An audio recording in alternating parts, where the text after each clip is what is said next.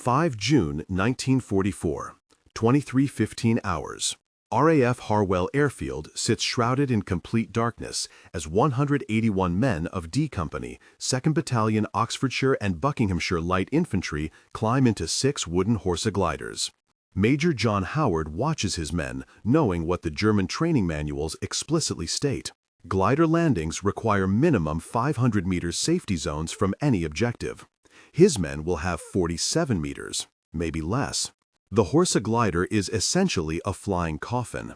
67 feet of plywood and fabric held together by glue and prayer, designed to crash rather than land. In precisely 3 hours, these men will attempt what Wehrmacht doctrine considers suicidal, landing unpowered aircraft at night directly onto the most heavily defended bridges in Normandy. The mathematics are brutal. Approach speed 100 miles per hour, landing zone 150 meters, margin for error 0.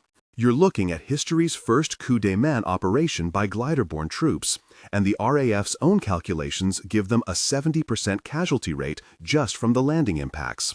The pilots will dive from 6,000 feet to ground level in complete darkness, navigating by stopwatch and compass alone, aiming for spaces barely twice their wingspan. Nobody, not Churchill, not Montgomery, not even Howard himself, gives them better than 50-50 odds of surviving the landing, let alone capturing their objectives intact. Before I tell you how 6 wooden gliders and 181 ordinary British soldiers redefined airborne warfare forever, comment below where you're watching from and hit subscribe. Trust me, you won't want to miss how these suicide jumpers pulled off the impossible using controlled crashes as weapons. The problem starts with a paradox that's been killing paratroopers since Crete. Traditional parachute drops scatter men across miles of countryside. The Germans learned this the hard way in 1941, losing 6,000 elite Fallschirmjäger when their drops spread across 50 square miles of Crete. It took them 72 hours just to consolidate enough forces to mount coherent attacks. Meanwhile, powered aircraft can't land behind enemy lines without runways. And creating runways requires already controlling the ground, a classic catch-22. 5 bridges control the entire eastern flank of the coming Normandy invasion. 2 span the Caen Canal at Bénouville and the River Orne at Ranville, with 3 more crossing points nearby. If German armor crosses these bridges, the 21st Panzer Division can reach Sword Beach in 2 hours. If they blow the bridges, Allied forces can't break out eastward. The bridges must be taken intact, held against counterattack, and kept operational for Allied armor pushing inland. The traditional solution, massive bombing, can't guarantee success without catastrophic French civilian casualties. A near miss leaves the bridge intact, a direct hit makes it useless to both sides. Commandos approaching from the beaches would take 8 hours minimum, giving Germans time to wire demolition charges. The Allied planners face an impossible equation. They need surgical precision, complete surprise, and overwhelming speed, all delivered at night behind enemy lines. British glider operations in 1944 follow conservative doctrine inherited from the Germans' own Crete disaster. Standard procedure calls for landing zones minimum 600 yards from objectives, allowing gliders room to land safely, troops to organize, and coordinated assault to begin. The Airborne Forces Manual explicitly states, under no circumstances should gliders attempt landing within 500 meters of defended positions. The Horsa glider itself presents massive limitations. Built by furniture companies from blueprints, it's literally held together with wood glue. Fully loaded, it weighs 15,000 pounds and glides with the aerodynamic efficiency of a brick. Landing speed is 95 miles per hour minimum, any slower and it stalls catastrophically. The standard landing run is 800 yards on perfect ground. At night on unknown terrain, pilots need 1,000 yards to be safe. Pilot training emphasizes survival over precision. Glider pilots learn to aim for the general area of a landing zone, not specific points. Their instruments are basic: altimeter, airspeed indicator, compass. No radio navigation, no landing lights, no second chances. The pilot sits in a greenhouse nose with no protection. In a crash, he's the crumple zone. The Germans know all this. Their defensive doctrine assumes any glider assault gives them minimum 4 minutes warning. the time it takes troops to exit crashed gliders, organize, and advance 500 meters. Machine gun positions are sighted to create overlapping fields of fire across expected landing zones. The bridges themselves bristle with weapons: MG-42 machine guns, anti-tank guns, and pre-registered mortars. At Benouville Bridge alone, the Germans have positioned 2 concrete pillboxes, trenches for 50 men, and a garrison of the 736th Infantry Regiment just 400 meters away in the village. They've studied British glider tactics from Sicily and Italy. They know the British preference for dawn attacks, the assembly time required, and the noise signatures of approaching glider formations. What they don't know is that Major John Howard has been studying furniture. Major Richard John Howard, 32 years old, started his military career as a corporal in 1939, the same year he worked as a police constable in King's Cross, London. His police background made him an oddity in the officer corps. He thinks like a cop, not a soldier. While others study Clausewitz, Howard studies crime scenes, analyzing how structures fail under stress, how surprise disrupts human psychology, how speed beats strength in close quarters. His obsession with furniture began innocently. Howard's father was a cabinet maker, and John spent childhood summers in the workshop learning how joints handle stress, how wood flexes before breaking, where structures naturally fail. This knowledge becomes unexpectedly relevant when he studies the Horsa glider's construction. He realizes the aircraft is essentially a piece of furniture designed to fly, and furniture can be modified. In March 1944, Howard is commanding D Company, considered second-rate by parachute regiment standards. His men are ordinary infantry converted to airborne, bank clerks from Birmingham, factory workers from Coventry, farmers from Oxfordshire. They've never seen combat. The parachute regiment calls them the bus drivers, competent but unremarkable. Howard's military reputation is equally uninspiring. Too old for field command at 32, promoted from the ranks, not Sandhurst, with a disturbing habit of questioning doctrine. When selected for specialized training in February 1944, other company commanders assume it's an administrative assignment. Nobody tells Howard he's been chosen for the most critical mission of D-Day until 8 weeks before the invasion. The revelation comes during his honeymoon cycling tour of Normandy in 1938. Howard and his wife Joy accidentally photograph Benouville Bridge while taking tourist pictures. 6 years later, staring at aerial reconnaissance photos, Howard recognizes the same angles, the same approaches, the same cafe where they stopped for lunch. He knows this ground intimately, personally, accidentally. His idea emerges from a simple observation. Gliders don't need to land, they need to arrive. The distinction seems semantic until Howard explains it with his furniture maker's precision. A landing requires controlled deceleration over distance. An arrival just requires stopping at the right place. If you're willing to destroy the glider in the process, you can turn 800 yards into 200 yards. Howard proposes using the glider's destruction as a tactical advantage. By deliberately collapsing the undercarriage on impact, the glider stops faster. By hitting obstacles at specific angles, you can control the direction of slide.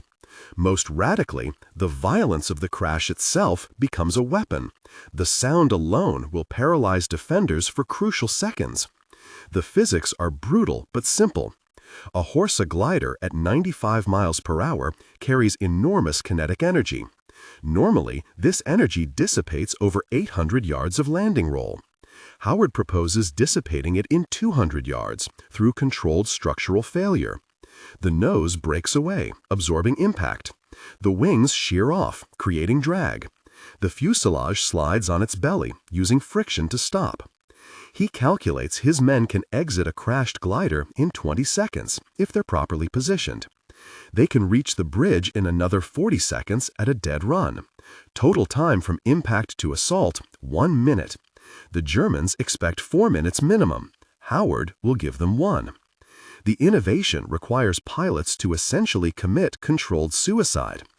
They must dive at the ground, pull up at the last second to stall, then fall onto the target.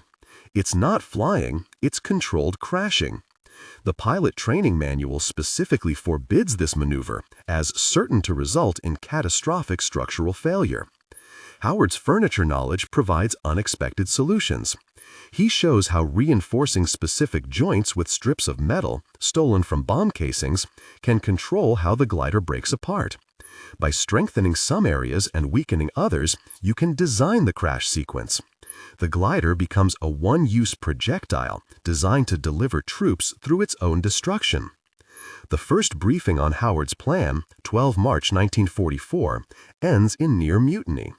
Squadron leader Lawrence Critchley of the Glider Pilot Regiment stands up and declares, "Major Howard is asking us to murder our passengers." The Air Ministry's accident statistics support him. Controlled crashes at 95 miles per hour show 67% fatality rates. Wing Commander Dunn adds, "This isn't an operation, it's elaborate suicide." Group Captain Cooper reviews Howard's proposal and returns it marked, "Disapproved, violates all principles of airborne operations." The margins contain handwritten notes, "Insane, criminally reckless, court-martial offense if attempted." The plan circulates through Fighter Command as an example of what not to propose. Air Marshal Sir Trafford Leigh-Mallory's initial response is legendarily blunt. Major Howard seems to have confused the Glider Pilot Regiment with Japanese kamikaze. Denied. The Allied Airborne Army staff unanimously reject it. American airborne advisors call it typically British madness. Even Howard's own battalion commander, Lieutenant Colonel Pinecoffin, suggests Howard might need a bit of leave. The breakthrough comes from an unexpected source. Churchill's scientific advisor, Professor R.V. Jones, sees Howard's calculations and recognizes the physics are sound, if terrifying. He arranges a demonstration using scale models, showing how German reaction time assumes traditional glider operations. If Howard can land in 1 minute instead of 4, the element of surprise multiplies exponentially. On April 2nd, Air Vice Marshal Hollinghurst watches Howard demonstrate with a mock-up. Using a stopwatch, Howard shows how Germans need 45 seconds to comprehend what's happening, 30 seconds to communicate, 60 seconds to respond coherently, 120 seconds to mount organized resistance. Total, 4 minutes minimum. Howard's men will control the bridges in 3 minutes. The mathematics of surprise trump the mathematics of safety. The approval comes with conditions. Howard must personally lead the first glider. Pilots must be volunteers who fully understand the risks. The operation gets a code name that reflects official skepticism, Operation Dead Stick. Dead stick meaning without engine power, but also, as one staff officer notes, dead being the operative word. Still, even approved, the operation is nicknamed Howard's Flying Coffins by RAF personnel. The glider pilots call it the Calculated Crash Course. Someone pins a mock memorial on the bulletin board, in memory of D Company, who confused landing with crashing. The parachute regiment takes bets on casualty percentages, with most money on 60% or higher. Lieutenant Colonel Pinecoffin finally signs off with the memorable comment, "If Howard wants to kill himself and his company in an elaborate fashion, at least they'll die doing something useful." The final approval comes just 8 weeks before D-Day, marked "Approved for 1 attempt only." First test flight, 12 April 1944, Netheroven Airfield. Staff Sergeant Jim Walwork, nicknamed Chicago for his American-style flying, volunteers to test Howard's controlled crash technique. Walwork is 25, a coal miner's son from Manchester who joined the RAF to escape the pits. His girlfriend thinks he delivers supplies. He's about to deliberately crash a 15,000-pound glider at 95 miles per hour. The first attempt nearly kills everyone. Walwork comes in too steep, pulls up too late, and the Horsa disintegrates on impact. The nose section travels 50 yards further than the main fuselage. Wings scatter across 200 yards. Miraculously, Walwork walks away with only bruises, announcing, "Well, that was bloody exciting." Howard realizes the crash sound itself is a weapon. Observers 500 yards away report the impact sounds like artillery. The psychological effect is immediate and paralyzing. Howard orders his men to practice exiting the wreckage in darkness, using the enemy's shock as concealment. Second test, 20 April. Walwork develops what becomes known as the dead stick diving turn, spiraling down at 150 miles per hour, pulling up at exactly 50 feet, stalling the glider onto target. The key is timing. 1 second too early and you overshoot. 1 second too late and you nosedive. Walwork practices until he can feel the exact moment through the control stick. By May, Walwork can land within 50 yards of target markers in total darkness.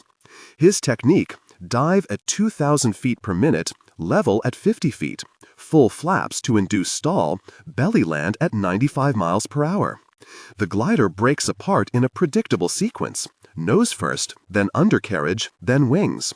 Passengers, if properly positioned, survive in the protected center section. Other pilots struggle to overcome trained instincts. Staff Sergeant Oliver Boland vomits after his first controlled crash.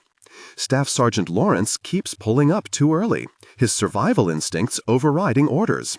6 pilots wash out, unable to deliberately crash their aircraft. Howard modifies the gliders based on test results. Stolen arrestor parachutes from damaged RAF bombers slow the final slide. Metal strips from German bomb casings reinforce the passenger compartment. Sandbags positioned at specific points control the brake sequence. Each modification is tested, adjusted, retested. The glider pilots develop their own terminology. A perfect arrival means everyone walks away. A good enough means broken bones but mobile troops. Proper fucked means what it sounds like. They practice at night, in rain, in crosswinds. By late May, they can consistently achieve good enough. Final rehearsal, 28 May 1944. Exercise Mush. 6 gliders launch in darkness, circle to altitude, then execute simultaneous dives. The goal, all 6 landed within 100 yards, troops deployed in 60 seconds. The reality, Walwork lands 39 yards from target. Boland hits 47 yards. 4 gliders land within 60 yards. Total time from first impact to last man deployed, 73 seconds. The rehearsal reveals unexpected advantages. The violence of synchronized crashes creates confusion about numbers. Observers report massive glider assault when only 6 aircraft are involved. The sound signature is unique, unlike anything in German training. The speed of deployment means troops are moving before defenders can process what's happening. Modifications continue until literally the last minute. Howard adds football rattles, wooden noisemakers from soccer matches, to create additional chaos. Phosphorus grenades are positioned to throw on impact, creating instant smoke screens. Every detail is refined: seat positions, equipment placement, exit sequences. June 4th, final briefing. Howard tells his men, "Your life depends on 3 things: trusting your pilot, moving faster than you've ever moved, and violence of action. The Germans will be confused for 60 seconds. In those 60 seconds, we win or die." Staff Sergeant Walwork's response captures the mood. "Sir, we're gonna land these crates so hard, Jerry will think the world's ending. Then your boys will prove him right." 5 June 1944, 22:56 hours. 6 Halifax bombers lumber into the air from RAF Tarrant Rushton, each towing a Horsa glider. Inside Walwork's lead glider, Major Howard sits with his mouth dry, watching the altimeter climb. 181 men distributed across 6 gliders, average age 22, most never seen combat. In 3 hours, they'll either be dead or have pulled off the impossible. 23:42 hours. The French coast appears below, flak starting to reach up toward the Halifax bombers. At 6,000 feet, Walwork releases the tow rope. The sudden silence is otherworldly. No engine noise, just wind over plywood. Howard taps Walwork's shoulder. "All yours, Jim." You're sitting in that glider now, feeling it start its dive. Walwork pushes the nose down, airspeed climbing past 150 miles per hour. The altimeter spins backward, 5,000, 4,000, 3,000 feet. Through the cockpit glass, the Normandy countryside rushes up, moonlight reflecting off the Caen Canal like a silver ribbon pointing to the target. 00:12 hours. Walwork spots Benevaux Bridge, exactly where Howard's honeymoon photos said it would be. He banks hard left, diving steeper. 1,000 feet, 500 feet. The bridge grows massive in the windscreen. Howard shouts, "Brace!" The men link arms, feet pulled up, heads down. 100 feet. Wallwork pulls back hard on the stick. The Horsa protests, groaning as G-forces exceed design limits. 50 feet. Full flaps. The glider stalls, nose high, falling like a wounded bird. Wallwork has 1 second to decide. Too high and they overshoot into the canal, too low and they cartwheel. Impact. The Horsa hits at 95 miles per hour, exactly 47 yards from the bridge. The nose disintegrates instantly. Wallwork and co-pilot Ainsworth thrown through the cockpit. The undercarriage collapses, driving up through the floor. Wings shear off, cartwheeling into the darkness. The fuselage slides on its belly, sparks flying, tearing through barbed wire. The violence is extraordinary. 2 German sentries are literally blown off the bridge by the shockwave. Others freeze, minds unable to process what they're seeing. Is it a crashed bomber? Artillery strike? The world ending? Private Wally Parr is running before the glider stops moving. He crashes through the door, springs across 47 yards of grass in 8 seconds, grenades already armed. Behind him, Howard's men pour out like demons, exactly as rehearsed. No shouting, no war cries, just boots hitting ground and weapons coming up. Din Brotheridge, leading 25 platoon, reaches the bridge first. The German sentry manages one word, Fallschirmjäger, before Brotheridge's Sten gun cuts him down. But these aren't parachutists, these are something new, something impossible. Troops who fell from the sky already at their objective. 0016 hours. Lieutenant Sandy Smith's glider crashes 53 yards away, his men joining the assault. The Germans in the pillbox fire one burst before phosphorus grenades blind them. Corporal Bailey kicks in the door, empties his Sten gun into the darkness. The pillbox falls silent. 0018 hours. Third glider arrives, overshooting into the pond. Private Greenhalgh emerges from water, swearing creatively, still clutching his rifle. Even soaking wet, his section reaches the bridge before German reinforcements can react. 0021 hours. 5 minutes after first impact, both Benevaux and Ranville bridges are secure. German casualties, 2 dead, 14 captured.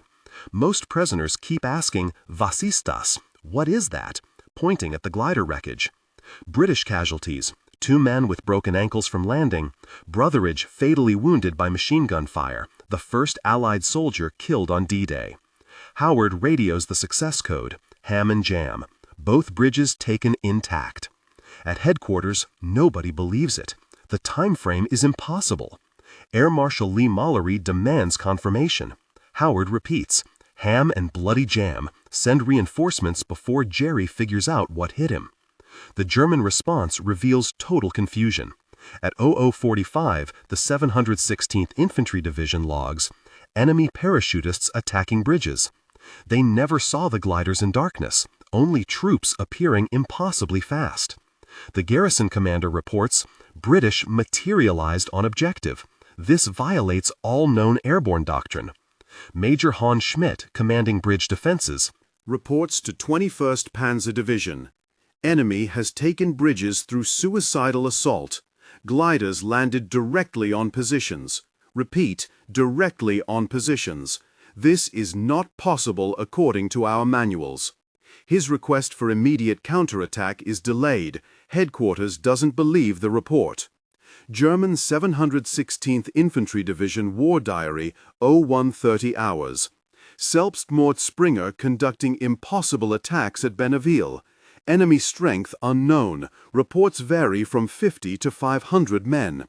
The crash sites, scattered wreckage, and speed of assault make accurate assessment impossible. Some Germans report dozens of gliders, others massive parachute drop. The confusion multiplies German response time.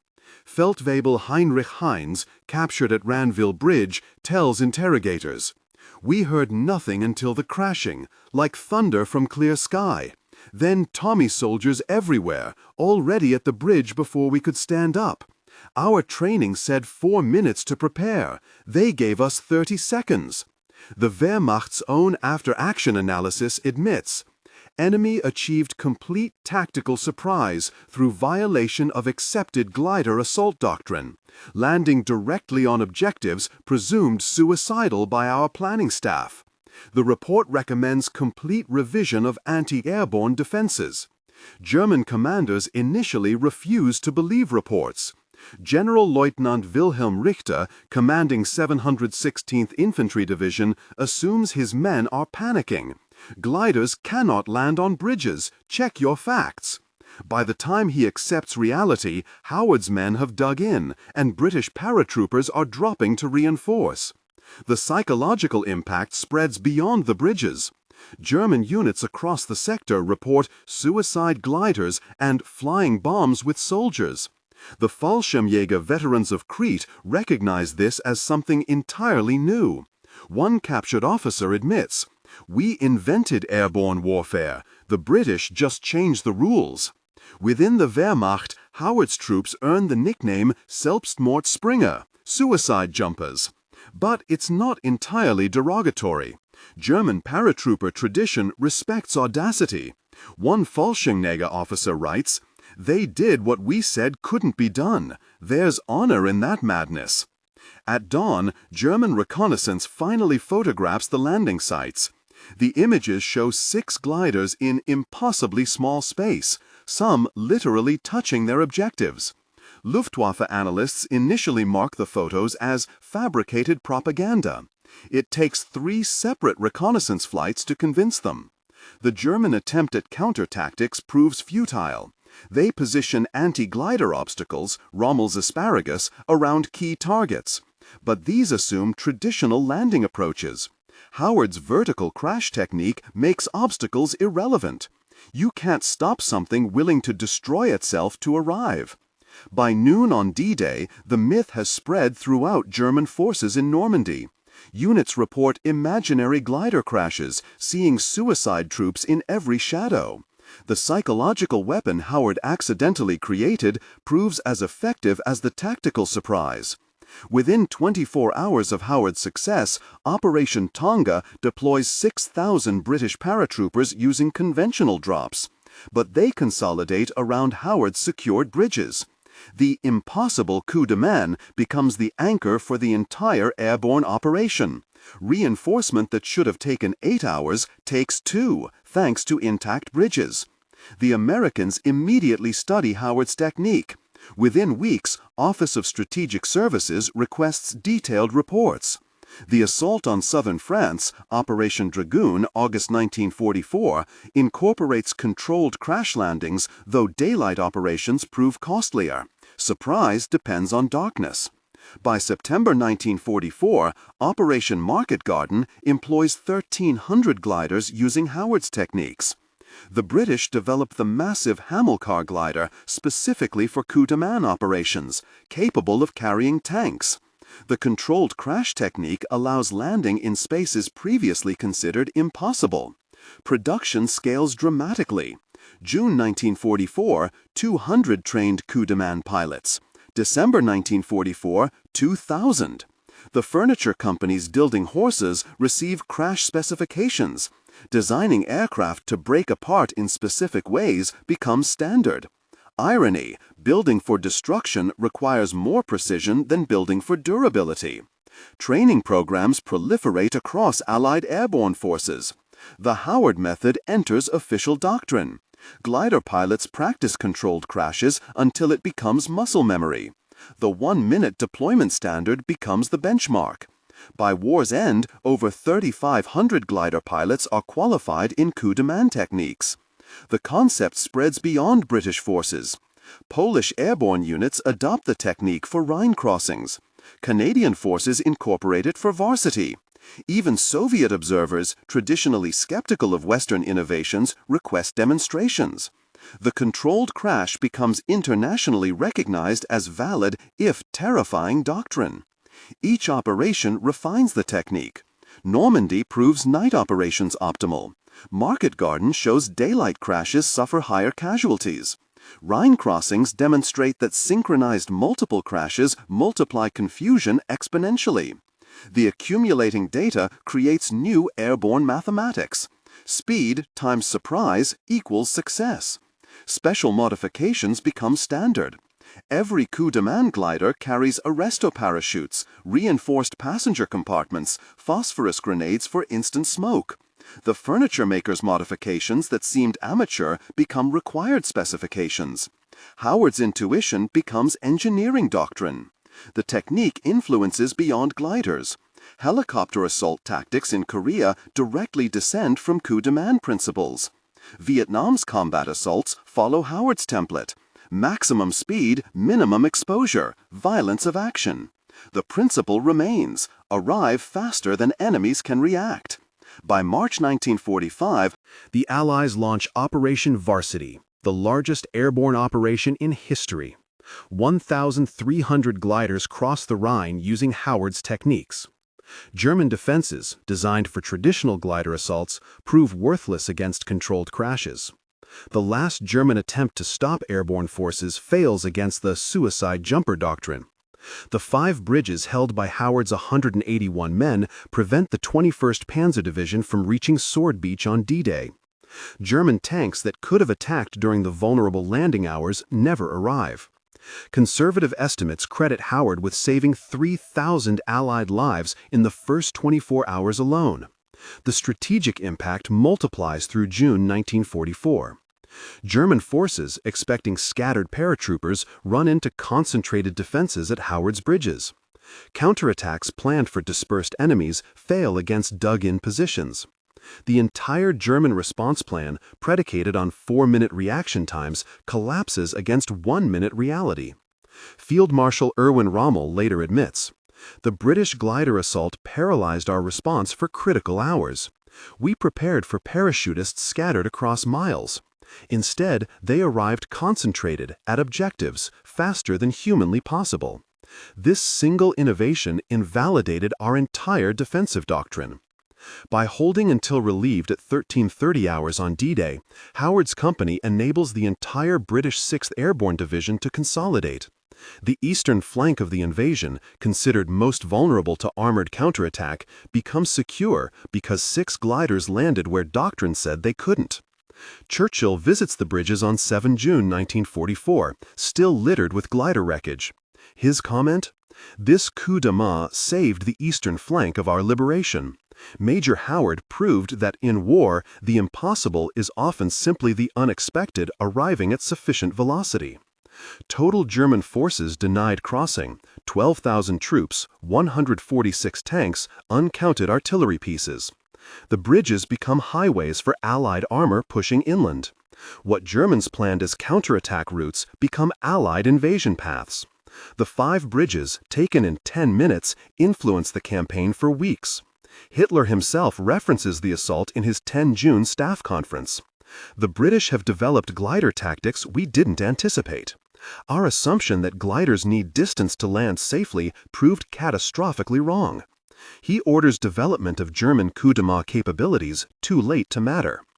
The statistical summary is stark. Traditional glider assault on defended bridges. Expected 60 to 70% casualties, 30% chance of success. Howard's coup de main, 2% casualties, 100% success. The mathematics revolutionize airborne planning. Speed and surprise prove more valuable than mass and firepower.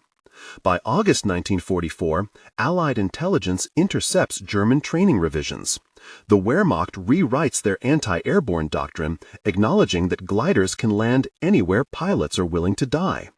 The assumption of safe landing distances disappears from military planning forever. The influence extends to grand strategy. Eisenhower's broad front advance assumes airborne forces can take key objectives through coup de main. Montgomery's 21st Army Group plans operations knowing bridges can be seized intact. The tactical innovation enables operational flexibility.